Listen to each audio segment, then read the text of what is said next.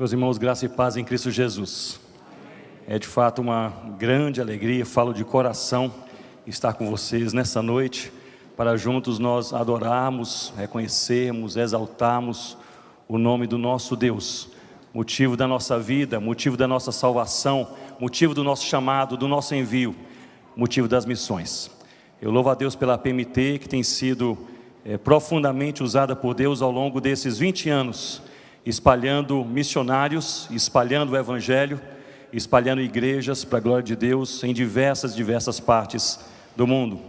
Eu louvo muito a Deus pelo CFM, esse curso de formação missiológica da APMT, por sua coordenação, por todos os envolvidos, professora Mônica e tantas pessoas que fazem parte da estrutura deste curso, para que ele possa realmente servir àqueles que estão indo para a ponta da lança, entregar suas vidas, ao tempo, a energia, para fazer aquilo que é o mais sublime, servir ao Senhor Jesus. Eu gostaria nesse momento de convidá-los a abrirem comigo suas Bíblias em 2 Timóteo capítulo 4. E de pronto fica a minha profunda gratidão a essa turma pelo precioso convite, para que eu pudesse estar aqui com vocês, como paraninfo da turma, e como especialmente companheiro de caminhada, missionário. Essa semana, com o curso Plantio e Revitalização de Igrejas, pudemos conversar bastante, aprendermos juntos e, sobretudo, creio que esse foco da dependência do Senhor em nossas vidas, em tudo aquilo que somos e tudo aquilo que fazemos. Nós dependemos de Deus. Portanto, fiquemos de pé juntos, 2 Timóteo capítulo 4, leremos a partir do verso 1.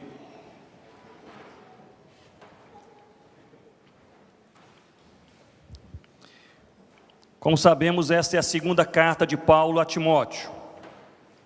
Ele se encontra preso em Roma, não naquela prisão domiciliar menos desconfortável de outrora, mas agora, segundo Eusébio, no século IV, ele está em um cubículo escuro, úmido, isolado, com apenas um buraco no teto para a entrada de luz e de ar.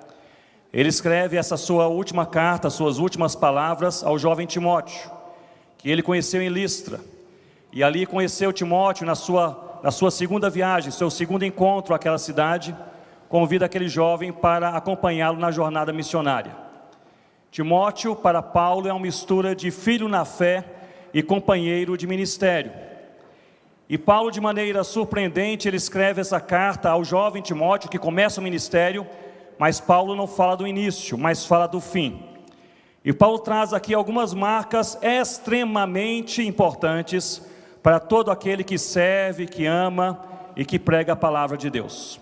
E gostaria de ler com vocês o capítulo 4, versículo 1, diz assim a palavra do Senhor: Conjuro-te perante Deus e Cristo Jesus, que há de julgar vivos e mortos, pela sua manifestação e pelo seu reino.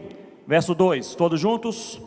Prega a palavra, insta, quer seja oportuno, quer não, repreende, exorta, com toda a longanimidade e doutrina. Pois haverá tempo em que não suportarão a sã doutrina. Pelo contrário, cercar-se-ão de mestres segundo as suas próprias cobiças, como que sentindo coceira nos ouvidos, se recusarão a dar ouvidos à verdade, entregando-se a fábulas. Verso 5, todos juntos? Tu, porém, sê sóbrio em todas as coisas, suporta as aflições, faz o trabalho de um evangelista, cumpre cabalmente o teu ministério.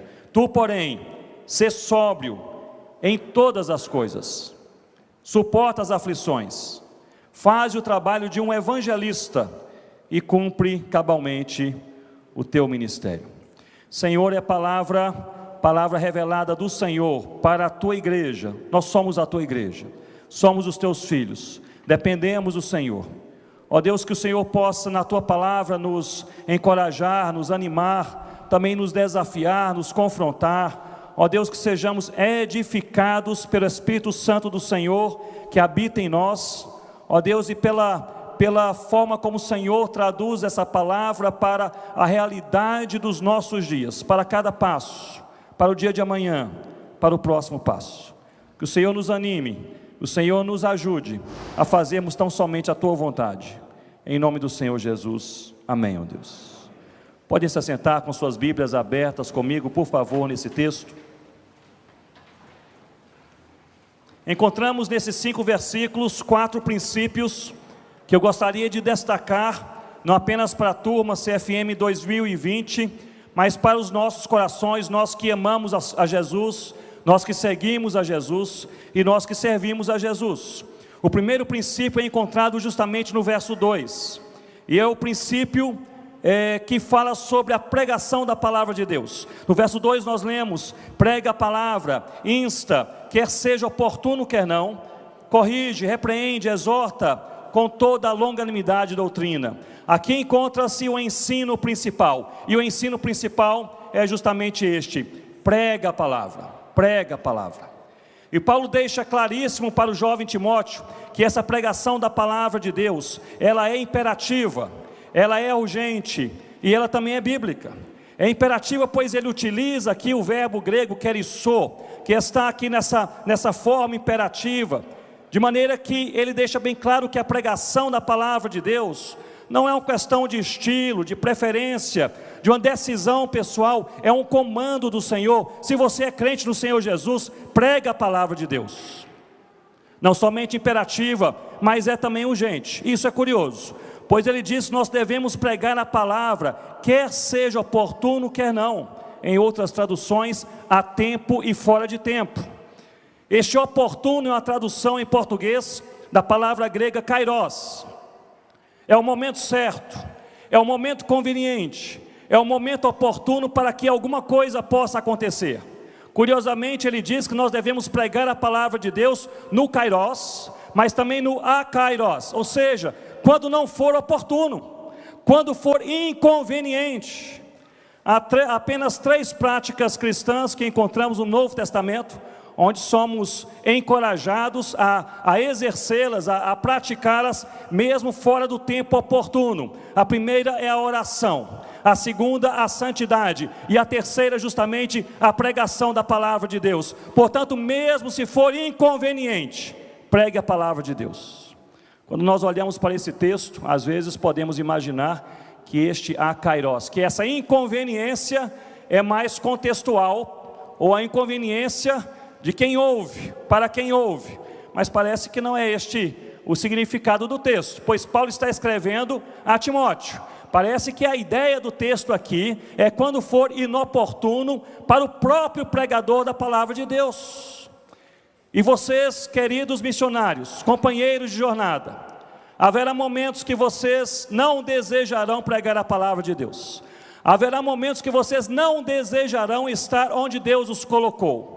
Há momentos que vocês nem perceberão o significado de vocês estarem ali, entregando esses anos das suas vidas para servirem o Senhor Jesus. Mas é nesse momento que a palavra de Deus se faz viva e nos encoraja a nós fazermos a vontade de Deus quando for oportuno, mas também quando for inoportuno, quando for conveniente, mas quando o nosso coração sentir-se inconformado, desconfortável, mesmo assim, cumpra a vontade de Deus. Se você tem alegria em pregar a palavra, pregue com alegria. Se você tem prazer, pregue com prazer. Mas no dia em que faltarem alegria e prazer, pregue por obediência ao Senhor Jesus. Pregue a palavra a tempo e fora de tempo. Essa pregação não é apenas imperativa, não é apenas urgente, mas ela é bíblica. Nós não somos chamados a pregar nossas ideias, a pregar nossas igrejas, a pregar nossas denominações, a pregar a ética cristã. Nós somos encorajados, diz Paulo, prega a palavra, a palavra. E é justamente nessa medida que cada um de nós precisa compreender que, como igreja do Senhor Jesus, nós temos uma missão. E essa missão dada pelo próprio Senhor Jesus, há 2000 anos atrás, envolve toda tribo, toda língua, todo povo e toda nação. Portanto, meus irmãos, minhas irmãs, eu creio que podemos afirmar que é injustificável que depois de 2000 anos de fé cristã, haja ainda 7.000 povos, considerados não alcançados, que pouco ouviram da palavra de Deus. É injustificável que depois de 500 anos de reforma protestante, Haja ainda 3.100 povos onde não há um só crente no Senhor Jesus e nenhum missionário entre eles. É injustificável que com a explosão do Evangelho em nossa nação, igrejas nascendo, glórias a Deus por isso. Mas é injustificável que ainda haja tanto os povos como os indígenas, ribeirinhos, sertanejos, os quilombolas, os ciganos, os surdos, os imigrantes, os pantaneiros, os hippies, tantos grupos que pouco ainda receberam o Evangelho do Senhor Jesus em nosso país. É injustificável que depois de 2.000 anos de fé cristã, haja ainda mais de 1.600 línguas que não tem um versículo bíblico, João 3,16, traduzido em seus idiomas. A pregação da palavra de Deus, ela é imperativa, ela é urgente, ela é bíblica. A igreja precisa abraçar a missão. É uma questão de obediência ao Rei, de obediência ao Senhor Jesus. O ensino principal encontra-se, portanto, no verso 2, prega a palavra. Mas nós encontramos no verso 1, o ensino que podemos chamar de fundamental. É a motivação, é o fundamento. Versículo 1 diz assim: conjuro-te perante Deus e Cristo Jesus, que há de julgar vivos e mortos, pela sua manifestação e pelo seu reino. E então entramos no verso 2, prega a palavra. Portanto, se prega a palavra, é o ensino central. O verso 2, o verso 1, nos traz o ensino fundamental, que é prega a palavra por causa de Cristo. A motivação para nós pregarmos a palavra não somos nós, não são os apóstolos, não é a igreja, não é a agência, não é o CFM, não é o seu desejo, não é o seu sonho, não é o plano de vida que você fez, é o próprio Senhor Jesus. E Paulo diz com todas as palavras: conjuro-te perante Deus e Cristo Jesus. E ele identifica, qualifica, expõe quem é Jesus, que há de julgar vivos e mortos, é o Rei dos Reis, pela sua manifestação e pelo seu reino. Essa é uma figura lindíssima. É o Senhor Jesus se manifestando. Ele se manifestou, ele se manifesta e ele se manifestará. É pela manifestação de Jesus e pelo seu reino, ou seja, na manifestação de Jesus, seu reino, ele é instalado e expandido na terra, porque Jesus é quem ele é, e porque Jesus faz o que ele faz, nós precisamos pregar a palavra de Deus. É uma imagem linda, não é, irmãos e irmãs? A imagem do versículo 1 não é da igreja indo à frente, pregando a palavra, e Jesus indo atrás, apoiando a igreja. Não é essa a figura. O contrário, é Jesus, o Cordeiro de Deus, indo à frente, se manifestando, plantando a sua igreja na terra, expandindo o seu próprio reino, e a igreja seguindo o seu Senhor. Talvez seja por isso que a igreja moraviana, cheia desse afã missionário, ela tinha essa frase que a movia a cada novo movimento missionário: eis o Cordeiro, vamos segui-lo. Meus irmãos, minhas irmãs, que possamos seguir a Jesus, no espalhar do Evangelho de Jesus, olhando sempre para o Senhor Jesus, no temor de Jesus, para a glória também do Senhor Jesus. Prega a palavra de Deus, mas prega por causa de Cristo.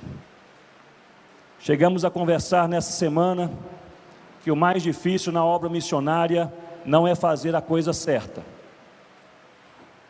mas é fazer pela motivação certa.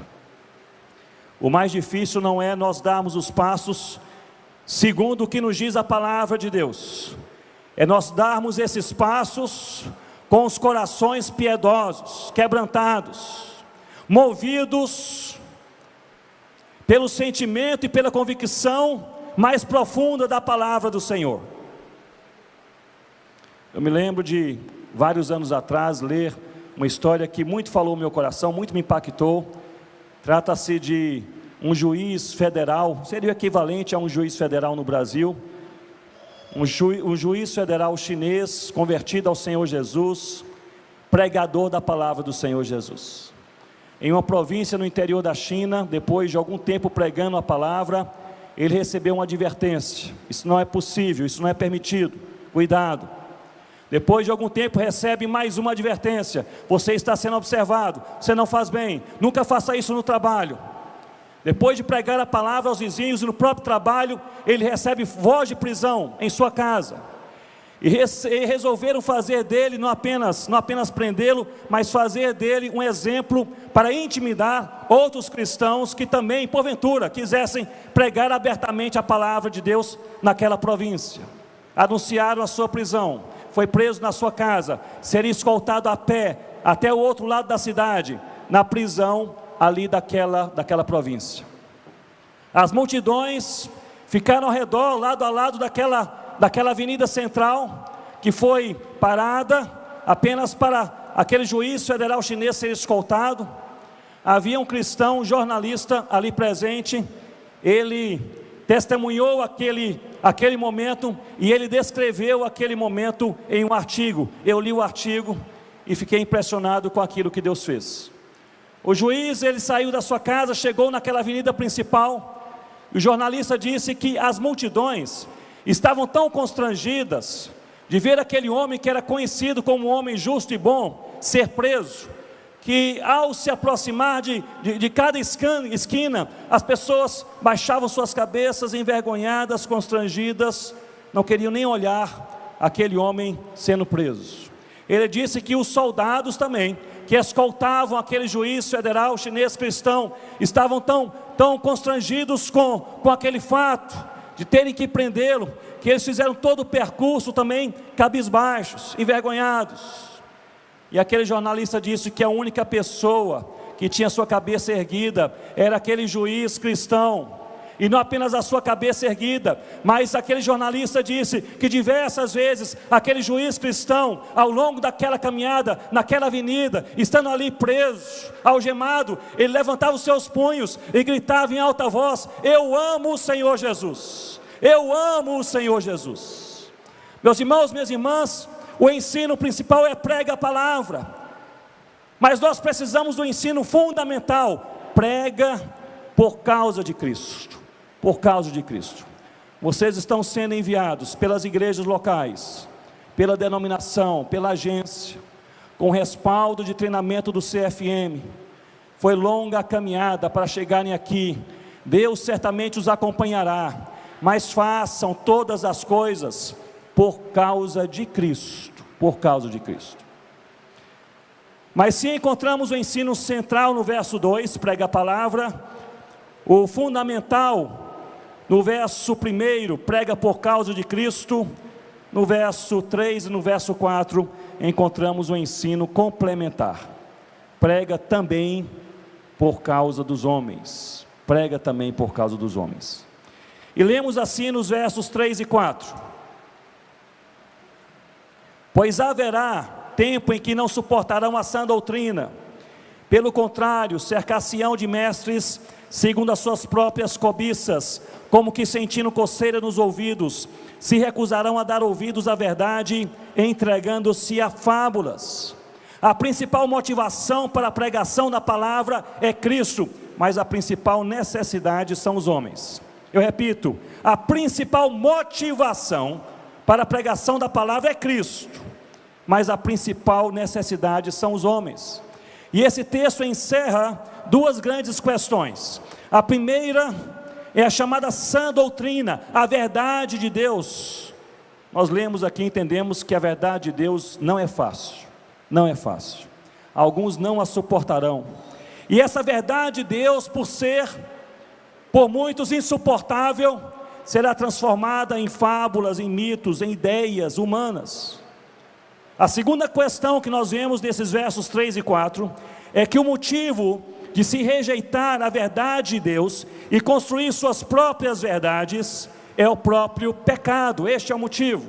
O motivo não é a cultura, não é a língua, não é o contexto, não é a filosofia, não é o racionalismo, não é o momento pelo qual o mundo passa, mais polarizado, mais urbanizado. O motivo é o pecado, que Paulo chama aqui de cobiça. É por causa do pecado que o ser humano não reconhece a verdade de Deus como verdade. A palavra escolhida do ano, eu me esqueci se é o ano 2016, poucos anos atrás, pelo dicionário de Oxford, que escolhe a cada ano uma palavra para ser a palavra do ano, a palavra mais importante do ano, selecionada pelos seus linguistas e pelo corpo ali responsável por escolhê-la. E há poucos anos atrás, a palavra do ano escolhida pelo dicionário de Oxford foi a palavra pós-verdade, com a nota de rodapé: pois não há mais verdades, apenas opiniões. É neste mundo que nós somos chamados a pregar a palavra de Deus. Quando nós pensamos nesse desafio que nós temos perante nós, cada um de nós, seja você um membro na sua igreja local, more você em São Paulo ou no interior, seja você um pastor, um professor, seja você um missionário enviado, nós reconhecemos que em tudo nós dependemos de Deus. Sem a graça de Deus, a força de Deus, nenhuma habilidade, nenhuma capacidade, nenhuma formação, nenhuma referência será suficiente para que algo bom, que glorifique a Deus, aconteça. Nós podemos trabalhar muito, irmãos e irmãs, podemos construir muitas coisas, podemos edificar diversos projetos, mas para que Deus seja glorificado, nós precisamos caminhar na força do Senhor, na força do Senhor. E eu estou convencido que Deus nos fortalece à medida que nós fazemos a sua vontade. Portanto, a pergunta que você e eu precisamos fazer não é se nós somos capazes o suficiente, mas se nós estamos na vontade de Deus. A pergunta não é se nós temos habilidade para realizar o que nos foi proposto, mas se nós estamos na vontade de Deus, e estando na vontade de Deus, Ele há de nos fortalecer. Certamente, alguns já ouviram essa história, eu partilho quase sempre quando eu falo sobre Deus nos fortalecer. Há vários anos atrás fui convidado para pregar em um congresso de igrejas evangélicas no sul da França, um local com poucos crentes, poucas igrejas evangélicas, mas ele se reúne a cada 1 ano ou 2 anos, ali reúne as igrejas numa sexta, sábado e domingo, para fazer um mini congresso. Fui convidado para pregar a palavra naquele congresso, naquele encontro, e eu não falo francês, dependia de um tradutor. E quando você vai para um local que precisa de um tradutor, você ora muito por isso, não é? Tão importante que é alguém que seja hábil na tradução, isso é importantíssimo. E eu me lembro que viajando ali para a França, aqui do Brasil, eu orava especificamente: Senhor Deus, um tradutor assim, capaz, que seja também, tenha assim, uma facilidade, tanto no inglês quanto com o francês. E ali então chegando, logo o organizador daquele encontro disse: Ronaldo, esse rapaz aqui é o seu tradutor, ele é um jovem seminarista, ele faz teologia na Alemanha, mas ele é fluente em inglês, fluente em francês, e ele ama pregação. Ah, que alívio, não é? É o tradutor perfeito. Vamos sentar hoje à tarde para repassar o sermão? Claro, pastor. A cada tarde repassávamos o sermão, os textos, as colocações. Ele estudava, fazia perguntas, estudava a expressão mais correta, e ali praticávamos. À noite eu pregava, ele traduzia, e tudo ia muito bem, sexta e sábado. Domingo seria o dia principal, pois domingo praticamente todas as igrejas poderiam participar. E ali, poucos minutos antes de começarmos aquele culto de encerramento, o organizador me procura e diz: Ronaldo, houve aqui um imprevisto, o tradutor não poderá participar conosco nessa noite. E eu gelei. Mas ele disse: não se preocupe, mandamos aqui um SOS pelas redes sociais, e nós estamos esperando um voluntário que possa nos ajudar com a tradução aí hoje à noite. E ele olhou para o seu telefone e disse: aliás, já temos aqui uma voluntária. Sim, ela tem experiência em tradução, ela trabalhou com isso há 30 anos atrás, está chegando. E era uma senhora idosa, vinha a passos curtos, caminhando vagarosamente com a sua bengala. Me aproximei dela, a cumprimentei, ela respondeu, mas ela apenas sussurrava. Eu falei novamente com ela, ela respondeu, eu não ouvia o que ela falava. Ela falava com a voz enfraquecida, apenas sussurrando. e ali ela se sentou no primeiro banco, eu me sentei ao seu lado, me preparei ali com o ouvido para escutar o que ela falava, e disse: a senhora quer saber em que texto que eu vou pregar hoje à noite? Eu abri a Bíblia animado, ela olhou para mim, sorriu, com assim uma face muito calma, e ela disse: meu jovem, não se preocupe, vai dar certo. E aí eu comecei a me preocupar. Eu falei: mas eu tenho aqui as anotações principais do sermão, as notas. A senhora não quer apenas passar os olhos nas notas, só para a senhora saber o assunto? Ela olhou para mim com a mesma paciência e repetiu: meu jovem, não se preocupe, vai dar certo. E eu comecei a orar. E de fato eu comecei a ficar ansioso. No momento ali da pregação, eu subi com ela, ajeitei ali o microfone, ela colocou a sua bengala próxima ao púlpito. Meus irmãos e irmãs, quando eu comecei a falar, aquela mulher começou a traduzir. Eu jamais vi uma pessoa traduzindo tão bem em toda a minha vida como aquela senhora naquela noite. Ela traduzia ali no ritmo perfeito, com o tom perfeito, na hora certa, e até do meio para o final do sermão, quando a gente se anima e fala mais rapidamente, eu terminava uma frase e ela terminava a frase em francês comigo. Negócio assim espetacular.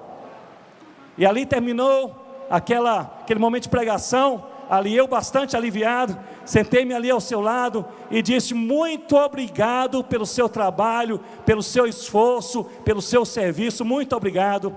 Ela virou-se para mim e disse: Deus sempre nos fortalece quando fazemos a sua vontade. Eu guardei no meu coração. Deus vai te fortalecer à medida que você está na vontade do Senhor. Você está nas mãos do Senhor. Ele é o Rei, Ele é o Senhor absoluto, Ele é o Salvador da sua vida. É Ele quem ama profundamente e perfeitamente o povo para onde você vai. Ama mais, muito mais do que você jamais poderá amar. O Senhor há de nos capacitar. Portanto, a pergunta é essa: estamos na vontade de Deus? Na vontade de Deus. Aliás, terminou aquele congresso, ela logo saiu. Ela disse: já passou muito da minha hora de dormir, com licença, eu vou sair. Saiu.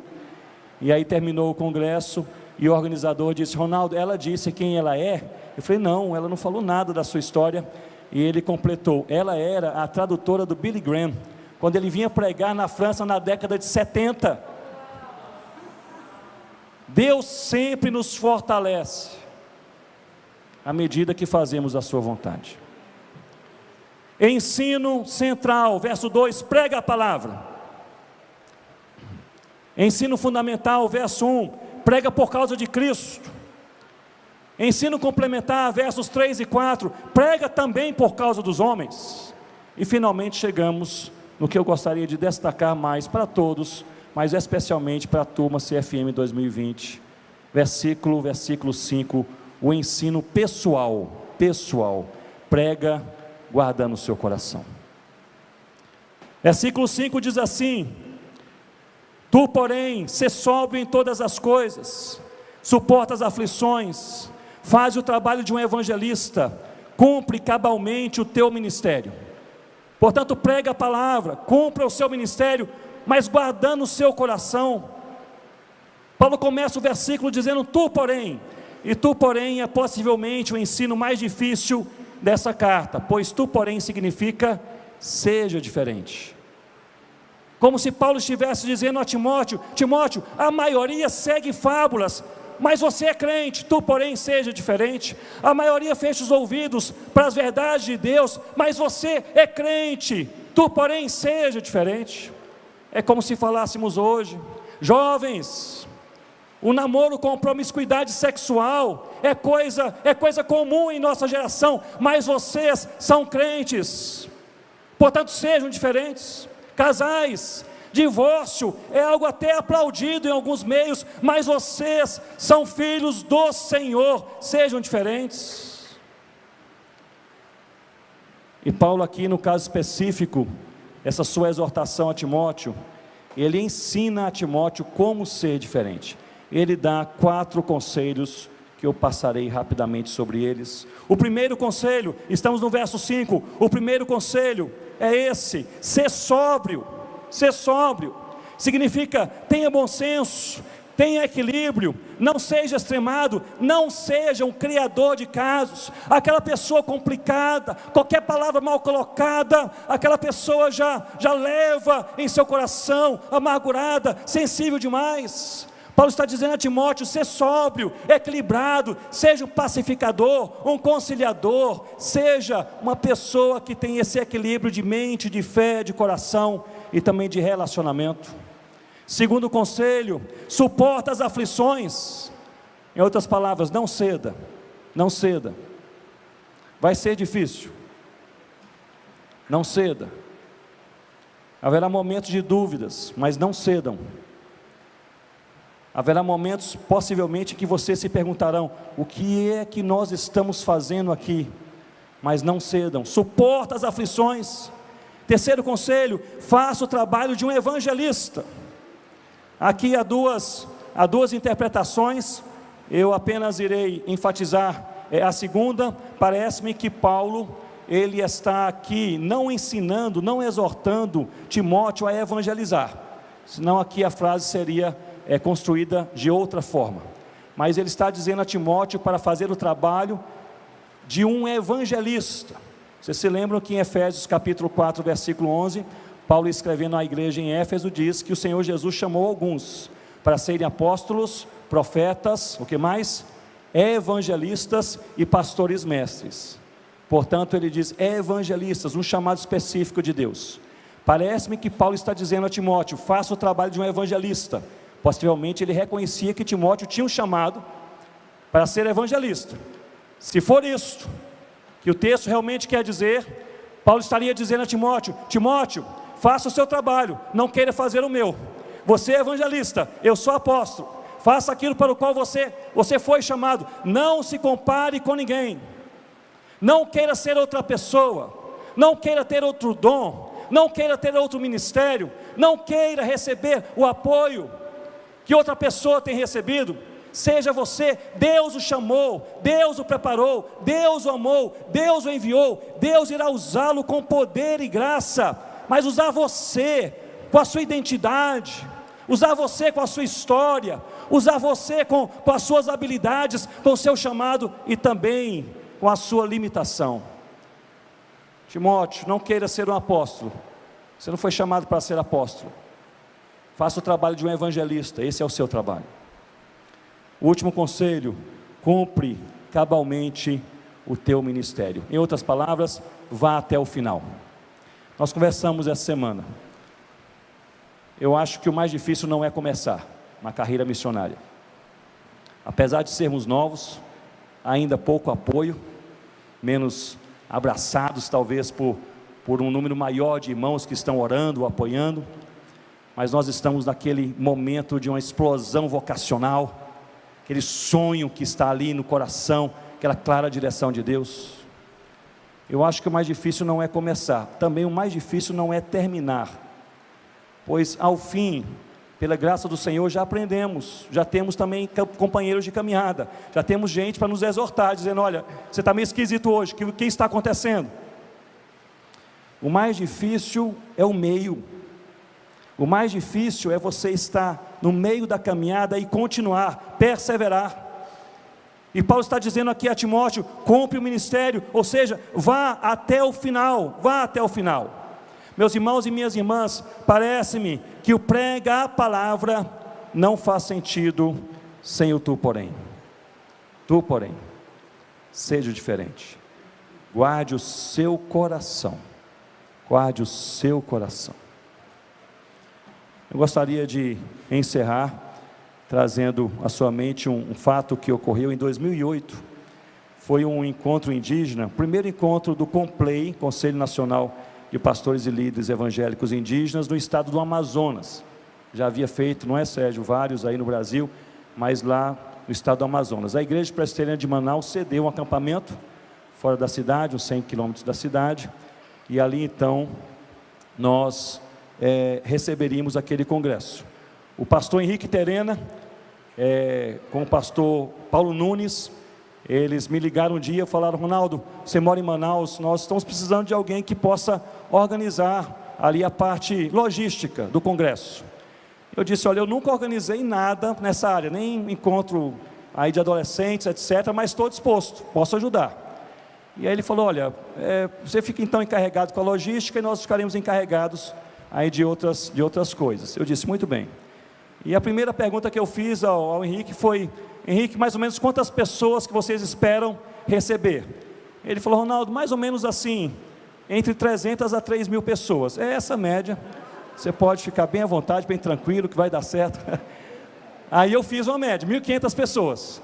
A igreja prestaria no acampamento, de estrutura aí para talvez umas 700, 800 pessoas, aí foram construídas algumas palhoças, locais para centenas de redes, e espalhamos ali, sobre aquele congresso, o Complay espalhou a notícia pelos rios, mas tinha lá um local para fazer inscrições, um dia antes de começar o congresso, pouco mais de talvez umas 12 ou 14 pessoas haviam feito inscrição, e nós tínhamos rede, farinha e peixe para as 1.500 pessoas, então imagine o desespero. No dia do congresso, pessoas começaram a chegar de barco, a pé, de ônibus, mas nós não sabíamos por onde ou como eles chegariam. E aí nós chamamos os missionários da região e falamos, vocês querem ajudar? Há aqui nos derredores de Manaus 7 portos, então fiquem acampados nos portos, qualquer indígena que chegue com cara de crente, você pega e manda para o acampamento.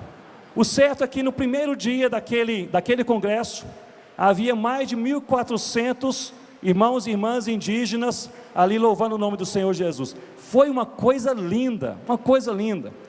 Eu me lembro que no momento da ceia do Senhor, quem está na logística não participa de quase nada, não é? Mas olhando de longe ali, aquelas 1.400 pessoas abraçados, de mãos dadas, ao redor da mesa do Senhor Jesus, cada um com a sua língua, um não conseguia falar com o outro, em uma língua que o outro compreendesse, mas havia uma dependência de Deus, havia um desejo, um amor pelo Senhor Jesus, eles estavam ao redor da mesa do nosso Senhor, e havia ali uma comoção tão grande, um desejo tão grande, de amar e servir Jesus juntos.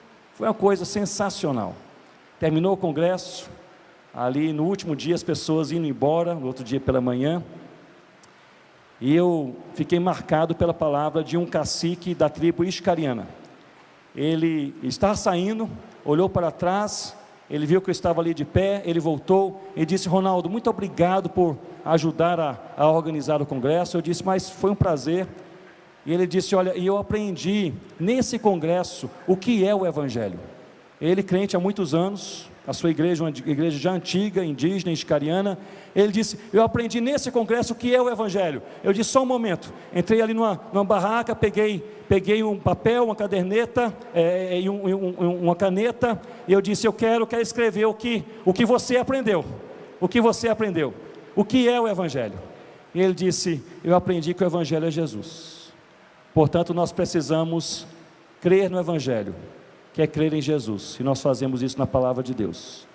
Nós precisamos amar o Evangelho, que é Jesus, e nós amamos com outros irmãos e irmãs. Nós precisamos pregar o Evangelho, que é pregar Jesus, perto e longe, para a glória de Cristo. Eu escrevi e disse, louvado seja Deus, louvado seja Deus. Vamos amar o Evangelho. Vamos crer no Evangelho, vamos seguir o Evangelho, vamos pregar o Evangelho, para a glória de Cristo, em nome de Jesus. Senhor Deus, nós louvamos ao Senhor nessa noite, porque o Senhor é o nosso Deus, podemos confiar no Senhor, dependemos do Senhor, e nós agradecemos ao Senhor pelo Evangelho. E ó Pai, nós queremos pregar este Evangelho, pregar por causa de Cristo, pregar com compaixão pelos homens, mas Senhor Deus, a minha oração para cada um de nós, sobretudo para os formandos nesta noite, é que preguemos guardando os nossos corações. Guarda o nosso coração, ó Deus, quebranta a nossa vida, ó Deus, faça-nos vasos de honra em Tuas mãos. É a nossa oração em nome do Senhor Jesus. Amém, Senhor.